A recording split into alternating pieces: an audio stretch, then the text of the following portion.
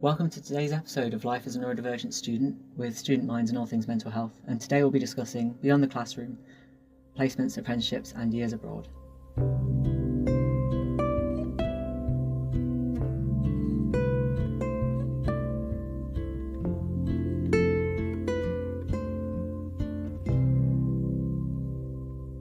Hi, I'm Esther and I am a chemical and environmental engineering student at the University of Nottingham.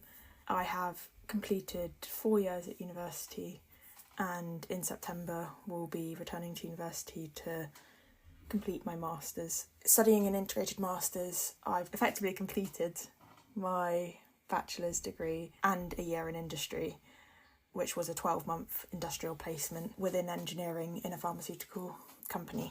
I interrupted my studies in the academic year 2024 to 25 for mental health reasons. So I was meant to be doing my master's year this year, but will be graduating next year in 2026 instead. I receive DSA support, disabled students allowance support at university as a student with autism, and I have a support plan as well.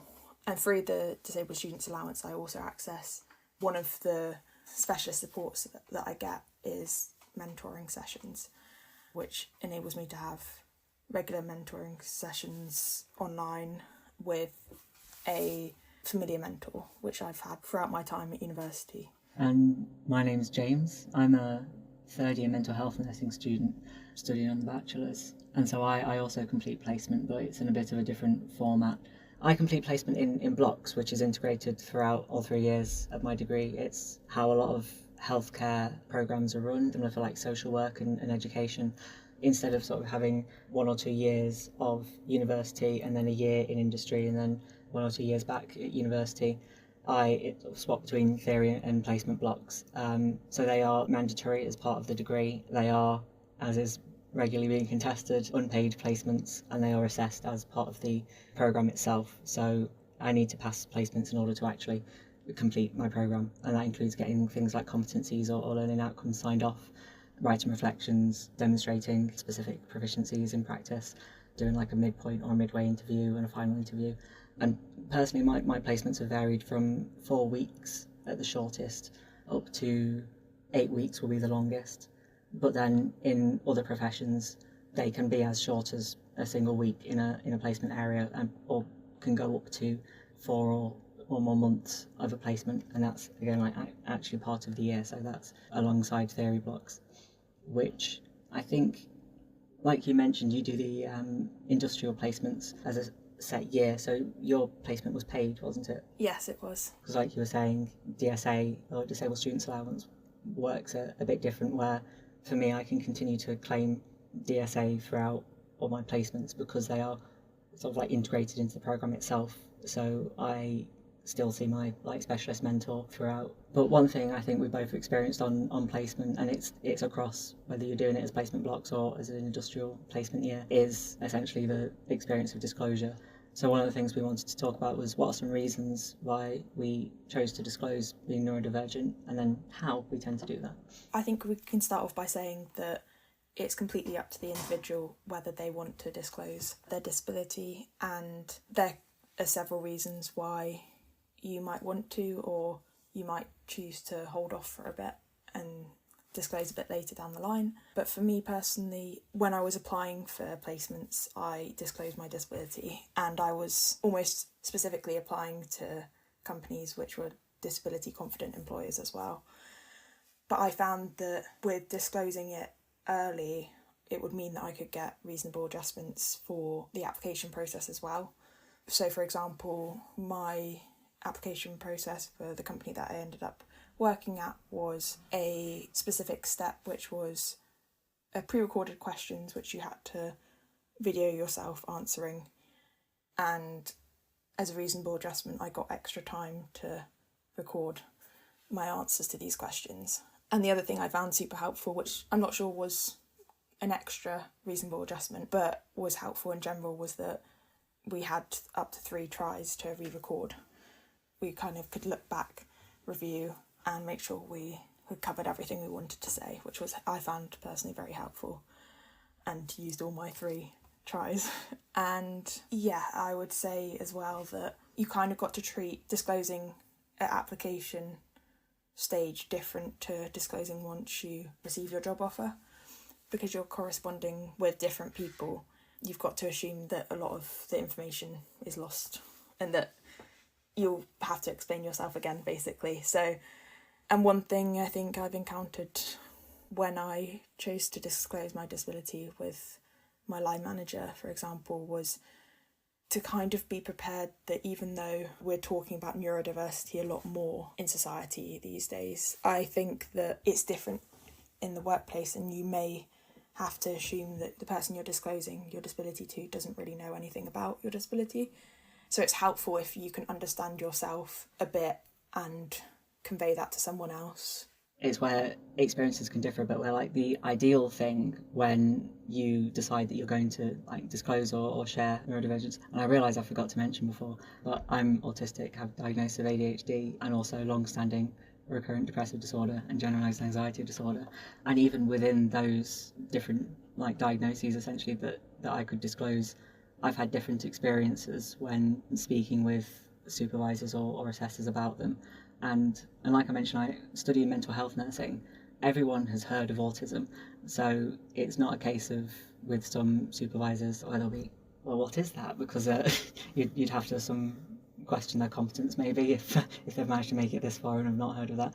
But sometimes the difficulty can be when people have preconceived notions about what it means with specific diagnoses. So it's something that we talked about before, but I've noticed in my experience when I've disclosed ADHD, it can sometimes get mixed responses, but generally it's understood as I've not experienced where people have thought it's going to affect my competence as a professional working like on a ward or with patients in the community.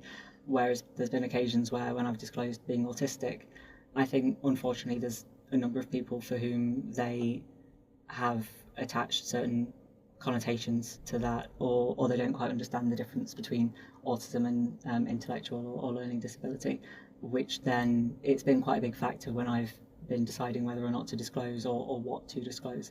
I often prefer to have spoken at least once, like quite a decent length conversation with a supervisor or assessor before I disclose. Usually I request a pre-placement visit by email. So instead of, like you were saying, it can be a bit difficult to really understand someone's sort of approach or how much or their attitude, I guess, by email.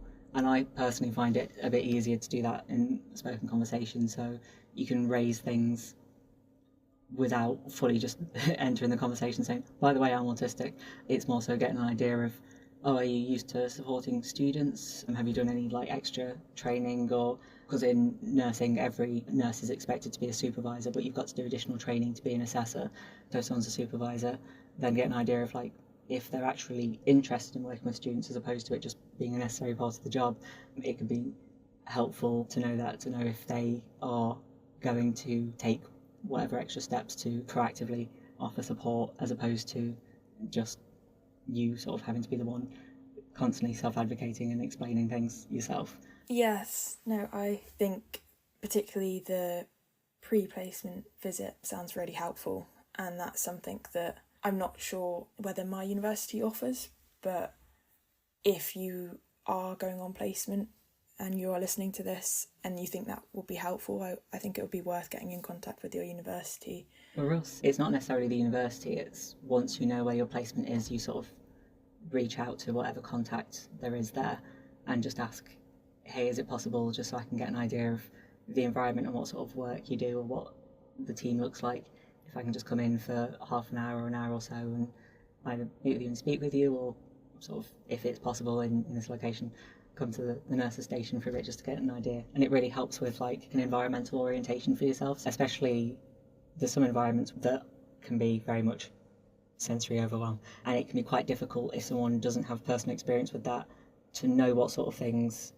to warn a student about if, again, you're just communicating by email beforehand.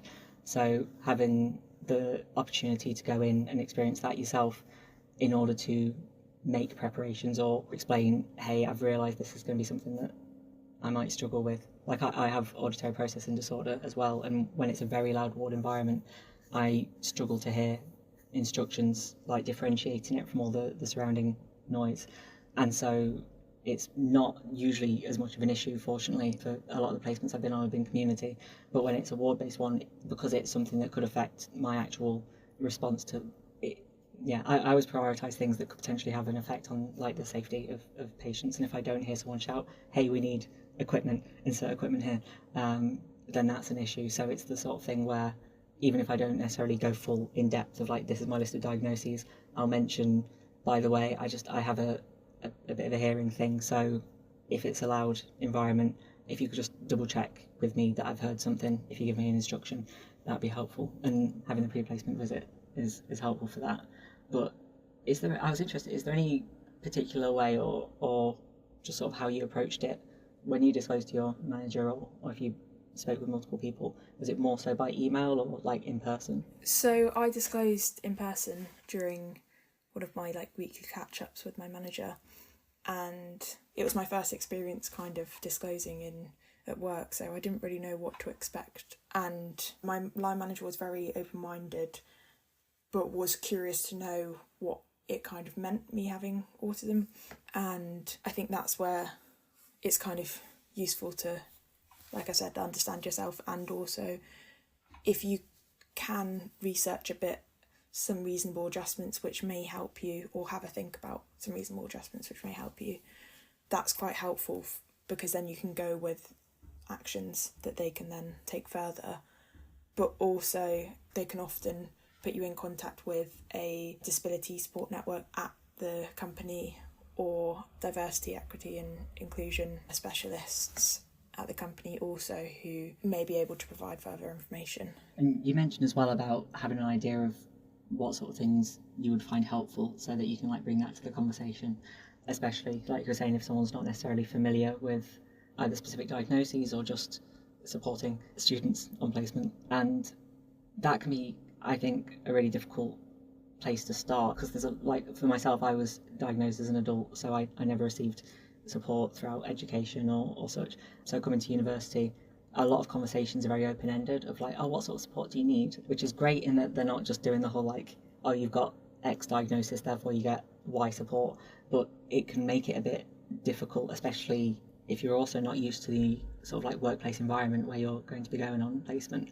And so there are some tools available. I know the ones more so that are sort of like created and used in healthcare, but I'm aware a lot of them are either sort of transferable, or there might be other industry specific ones, where there's passports essentially, where it's like a written thing or a document that you can fill in advance, and there's tons of different ones available. So there's one called a one-page profile, there's one called a Chloe, and then like specific professional bodies sometimes have their own. So like the Royal College of Nursing has a placement passport, and they do a similar thing where they ask sort of open-ended questions, but at least it's not in a live environment, so you can sit down and sort of think about it for a second and write down, like, especially if you're choosing not to disclose specific diagnoses, if that's not something that either you're comfortable with yet, or you just want to, again, get to know your colleagues a bit better first. Having it written down in that way can be helpful, but it does still leave that gap open of, okay, I've got the medium in which I can express what support needs I have, but I don't know what those support needs are, or like what an appropriate way of meeting them would be in this environment. And so there's something else where, and this again, it's developed sort of for healthcare, but parts of it might be transferable, called the ARC summary. It stands for like ask, respond, collaborate, check in, because the NHS loves an acronym. The way that you should be having like conversations with students about support needs, of like asking them what it means for them. So like not just what is dyslexia, but like, okay, how does that affect you in this environment, or what experiences have you had which might reflect this environment? Respond positively, be nice about it, thank someone for feeling like they can disclose to you, and then collaborate, because as the student you know best about what your support needs are or what sort of challenges you might face, but you don't necessarily know the environment, and that's where a supervisor or a line manager would be able to offer their knowledge. Or it might be like you were saying before about if human resources or occupational health or something is involved, or for like placement blocks like we have, there's like practice learning support teams. They've got a different name in every trust. It's horrendous, but you'll probably be able to track them down somehow, and they can input as well. And then after collaborating between all of those various people, checking in, so like just because you think, oh, these things are going to be helpful, doesn't necessarily mean that they are going to be. Or it might be that your needs have changed since you started university, because like your master's course, it's over the course of quite a few years, and it could be that you've developed new strategies for things, or you've realised a need that you've had this whole time, but it's always sort of been buried or masked by something else. So checking in to make sure that what you've agreed is actually working. So the ARC summary is something that I developed actually just based off of, I've worked with a student group called SHINE for quite a while, which is Staff and Student Healthcare Initiative for Neurodiversity and Equity. You don't have to remember that, just search SHINE with two S's if you want. We work with sort of like practice environments where the educators are working with neurodivergent students. And so I've seen a very wide range of what support might be helpful for people, but also what support might be appropriate or available in certain environments. And so the ARC Summary website, which we'll put a link in the description if anyone does want to check out, just has quite a long list of suggested adjustments, some of which are very basic, obvious ones, like have an induction or an induction pack so that you know what you're getting into to sort of tackle uncertainty, or pre-placement visits, of course. But then there's also some which I don't think anyone's ever heard of before, like a steno mask, which is great because it's like speech to text, but you can't always do speech to text if there's other people around because of patient confidentiality. So a steno mask, it's like they have them for court, like stenographers, where it's sort of like a gas mask you put over your face and you can speak into it, and it like soundproofs your mouth so that you can still use speech to text while protecting confidentiality in like an open area, which again, that's something you're going to have to try and find that funding for. So get on that access to work if you've not already, if it's a year placement. But yeah, those are some things that might be helpful. And then also, like you were saying, they can help you have that information to bring into the conversation in case the other person doesn't, like your manager or your supervisor doesn't have that experience of their own to draw from. And on the topic of experiences, what sort of experiences have you had on placement? Last year I was on a 12-month industrial placement at a pharmaceutical company, and it was a mixed experience for me. It was a massive learning curve because it's very different to university, and I'd been at university for 3 years, and then all of a sudden I'm kind of like moving to a new part of the country where I don't know anyone, moving in with people I don't know, working with a team that I don't know. So it's all very unfamiliar, and kind of adjusting to work-life balance as well, like working a 9-to-5 job. That can be a challenge in itself, but it's worth learning because it provides you with skills that you're going to need for when you graduate and for future employment. But I think that I found particularly challenging how new a situation it was, as well as the fact that I was on a paid placement. So industrial placement years tend to be paid placements. And with paid placements, you cannot access disabled students allowance. So the support that I'd had in place since my first year at university, I just was completely cut off really for a year. And the thing that impacted me the most was the fact I wasn't able to have my sessions with my specialist mentor because we built up a rapport, and I was fortunate to have had the same mentor since first year as well. I'd been through a lot with her, and she recognised like signs of my burnout, and she helped me to advise me what she deemed appropriate as someone that knew me well. And I think I lacked that on placement, because whilst I developed good friendships with my housemates who were also on placement at the same company, and I developed good relationships, strong relationships with people at work, because they didn't know me so well, it was harder for them to recognise anything out of the ordinary. If we lived in an ideal world, like I would have still been able to access his mentoring sessions while on placement. Later, like since coming off placement, I've heard of a scheme called Access to Work. Had I gone back in time, I would definitely have applied for that. Oh, you just mentioned Access to Work there. Would you mind explaining that a little bit more as well? Yes, so Access to Work is a government funding for specific support in the workplace if needs are related to disability or medical condition which affects the ability to work. And people can apply for it 12 weeks before the start date, or they can apply at any point, or once they've been accepted or once they've started work. And it can take up to a few months, so it's worth applying as soon as possible. You can also apply for it as soon as you have a job offer, or even as soon as you have an interview if you require some specialist support for your interview. This is something you can apply for paid placements. It doesn't cover unpaid or voluntary work. It's not for overseas companies, and people on work visas are eligible as well for access to work. For some examples of some specialist support that you may receive with access to work is funding transport to work, for example if you cannot get public transport, funding specialist equipment or software, access to support workers, mentors or coaches. So there's a wide variety of support available, which will often be assessed during an assessment after you've applied. I think it's important as well to mention, because we also talk about disabled students allowance a bit, like funding your specialist mentor, and a DSA is something that isn't available for, there's a few groups of students, like apprentices can't claim DSA because they receive wages, so they're not like the traditional student, but they can still claim access to work, and that's the whole way through their studies, not just while on placement. And access to work funds different things, like you were saying, it wouldn't fund specialist mentors, it generally wouldn't fund like specialist study skills tutors. But when it comes to specialist equipment or software, a lot of the things recommended by DSA currently are, AI is taken over slightly, but a lot of it is software based, because it is seen as, instead of making you sort of reliant on someone else, it increases your independence by just giving you the tools to get on with it, essentially. And apprentices can still claim that throughout. Similarly, international students, unless you have settled status, you generally aren't able to claim DSA, but if you have a work visa, or your visa specifically allows you to work in the UK, you should still be able to claim access to work.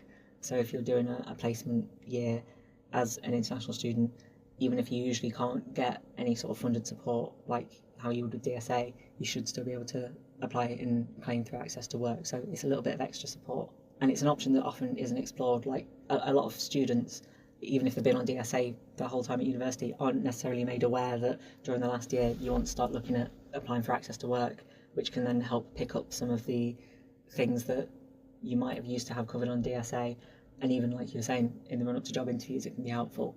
And then if it is in your final year and you're applying for access to work, or if you are looking for your placement year or such, pretty much every university, as far as I'm aware, has a sort of careers and employment service or careers and employment team. The names may vary because universities hate standardisation just to make it more difficult to find, the team you need to. But pretty much any of those teams will be able to usually set up things like job interviews. Some universities will have industry-specific teams within their sort of careers and employment service. So like for me, we could have people at my university that sort of specialise in healthcare, and the NHS does its interviews and application processes in a very specific way, which normal CVs wouldn't necessarily cover or be useful for. So that's helpful. But one of the very helpful things is setting up mock interviews, because if you are using specialist equipment or specialist software for those, if it's a live interview and it's your first time using it, or you're not 100% confident with setting it up, that can just increase whatever anxiety or mental blocks you have in place exponentially. But being able to practice that in a sort of mock environment with a careers and employment service or a specific advisor who can say, stop for a second, I can see that you're struggling with this, let's go over it, and get that experience in place, I think can be incredibly helpful. And it's a resource that's really overlooked for neurodivergent and for disabled students in general, is the amount of extra support that they can offer there. One thing I think is important to mention as well is to distinguish between access to work and some of the services and support you can get with that, and reasonable adjustments. So with access to work, you can access funding for things like external to the company that you work in, so transport or an external support worker. With reasonable adjustment, that's where you go to the company and you can ask for basically, if you're at university, the equivalent of a support plan. So anything that the company can do, whether it's provide a separate room or install a lift in the office. And similarly, some of those differences between DSA and access to work, where DSA can be really beneficial. And again, it's one of those things that's, I think, underutilised when it comes to specialist mentors. I have a specialist mentor. I've had the same one since first year, and my specialist mentor is an occupational therapist, which is a form of healthcare professional, and she's worked in the local mental health trust for years. So a lot of the placement blocks, or like the placement areas I go to, if I just mention the name of the team or the location to her, she's then able to explain a lot of how the team works, which is a fantastic way of addressing the sort of uncertainty which arises when you've got so many different placements in different areas. And it's something we were talking about before, like some of the differences in experience when you've got sort of one long placement versus lots of shorter placements, where there are some pros and cons to each, essentially. Like the shorter ones, one of the things I really struggle with is the uncertainty, where every few months you're essentially going to a whole new workplace and having to integrate with a new team which does new activities and is working with a new patient group and could be in a completely different city, and trying to get all that information in advance. Sometimes the best you can do is Google the location, or there's a couple of times I've been onto Glassdoor and just seen what other employers have written about the place just to get as much information as possible. And so it makes a huge difference to have actual information so you can prepare yourself mentally, but then also get any sort of support that you need into place by realising, oh, this is a very loud ward environment. If I want to get anything done, I'm going to have to either have a quiet area or some sort of earplugs or noise cancelling headphones or something like that, getting that into place. On the topic of uncertainty, there may be like unexpected uncertainties on your placement. For example, 2 months into my placement, there was a company restructure and like my manager changed, my whole team changed, like the work I was doing changed, and also it meant that there was a lot more tension because people were worried whether they could keep their jobs. So I think in that atmosphere it's going to be stressful for anyone, but in particular people with neurodiversities.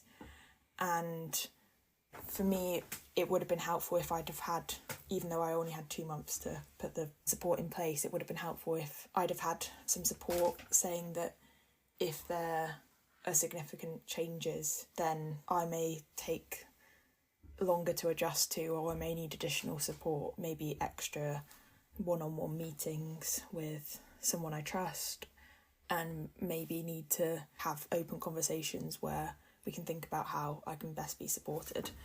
I think that would have been a helpful thing for me to have had, because I found it hard to maintain someone that I could, like a consistent person throughout my placement that I could go to. But some positives from my placement, when I did identify that I was experiencing burnout and had to take some time off, and provided my line managers with doctor's notes, they were very understanding and took the pressure off me. They were very accommodating, which was very helpful. Obviously there's a few things we've discussed, challenges on placement, but then there's a lot of things some placement areas are currently doing or that could be done that like dramatically improve people's experience on placement. And some of those, a lot of those tend to be around just making information and resources available. So it's one of the things that I found even recommended actually by, there was a Disabled Students Commission report from Guild of Students which looked at students who were on placement, like their experiences and then things that improve those experiences. And a lot of people were saying one of the major areas where they struggled is knowing what support's available or knowing the best way to go about self-advocating and things like that. And so one of the big recommendations, more of a structural change, is to integrate training on things like self-advocacy and knowledge of support resources actually into the curriculum before students go out on placement. So it's not just as an additional thing that you've got to seek out, but all of that information is available for you from the get-go, and it's normalised rather than just limited to people that have a support plan. Because as we know, tons of people not diagnosed might not be aware. It's not even the case that they might just be self-diagnosed. It's the way they're raised or the culture that they're in. They've got additional support needs which they themselves are not aware of. So making support easy to access is absolutely necessary for ensuring that people who would otherwise be facing not just adversity but like cumulative adversity based on these things aren't facing so many additional barriers to accessing support and to succeeding on placement. I think the other one still around training is more so training for members of staff, both within the university about what sort of things they can do to help set students up on placement or communicating with placement staff, but also for the sort of supervisors, line managers or support staff on placement, There's quite a few resources. Again, a lot of my knowledge is limited to healthcare, but there's some things like optional training modules. Like there was one, Shine, I mentioned earlier, Shine with two S's, did like an e-learning module with the Florence Nightingale Foundation for supporting neurodivergent students in practice placements. And similarly, I worked on another e-learning module, part of the Health Education England / NHS England repair project, again for supporting neurodivergent students in practice. And again, I hope that a lot of that is transferable, but if there's not already industry specific things, then if you listen to this, you know what job you've got to do. That's something to work on. But I think that is just something we wanted to address, is that as a student, there's so many resources available and things that you can do. There are still things that are outside of our control, and so half of the battle, I think, is knowing what support's in place when things do go wrong, which is not something that people like to talk about. But knowing, for example, if your student union has an advice service, or if you are working towards a vocational qualification and you have a professional body like Royal College of Nursing, Society of Radiographers, Royal College of Occupational Therapists, if they have their own internal advice structure as well, which might be more helpful in placement settings if student unions don't have as much knowledge there. But then a lot of improvements can be made structurally. So if you listen to this as either a member of staff or someone who has the opportunity to help create resources or support other students, then a more inclusive environment as a whole, rather than expecting individuals to be the ones to constantly self-advocate and seek out support and resources, I think is the only way that we can ensure that students are not having to spend all of this additional energy and uncertainty and isolation trying to access that support just to get the same opportunities, whether it's workplace experience or just being able to get through your placement blocks as part of your degree, as we would if we weren't facing these sorts of barriers. So just to summarise some of the support that you can access on placement, if it's paid placement, we recommend applying for access to work as soon as possible. And you will have to do a separate application if you transfer companies as well, because it's company specific. For example, if you do 2 different placements. And if it's an unpaid placement or volunteering, then you will still be able to access disabled students allowance, and you can always speak to your employer for reasonable adjustments as well.